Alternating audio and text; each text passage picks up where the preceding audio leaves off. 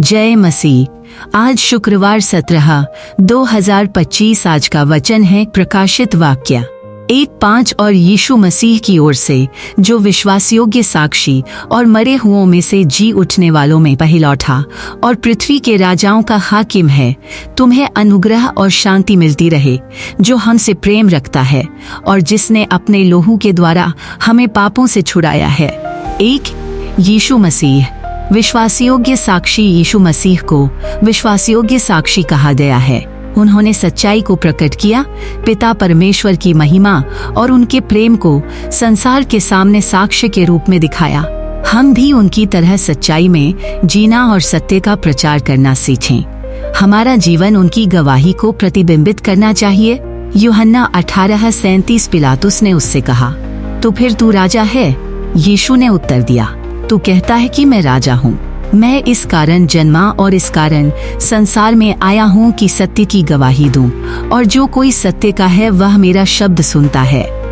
2।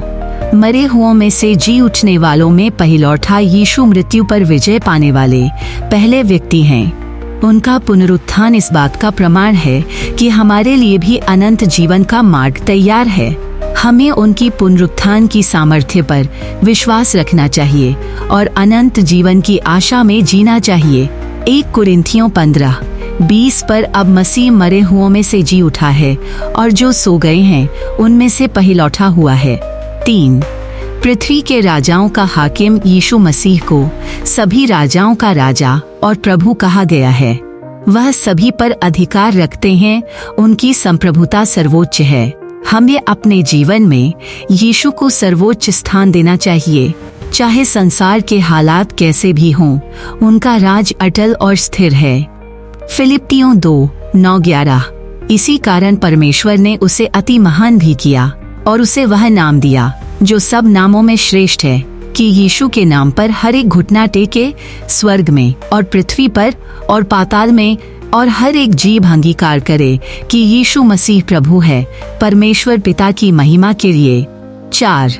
हमारे पापों से छुड़ाने वाला प्रेमी यीशु ने अपने लहू से हमें हमारे पापों से छुड़ाया। यह उनके असीम प्रेम का प्रमाण है। उन्होंने अपने प्राण देकर हमें स्वतंत्रता दी।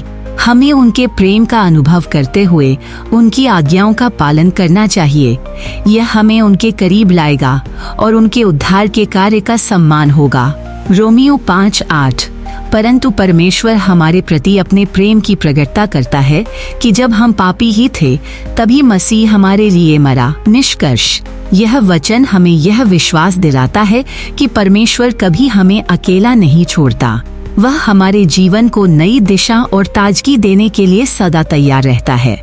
आइए हम उस नई बात पर ध्यान दें जो परमेश्वर हमारे जीवन में कर रहा है और उसके वचनों में विश्वास रखें। आमीन। परमेश्वर आप सबको आशीष दें।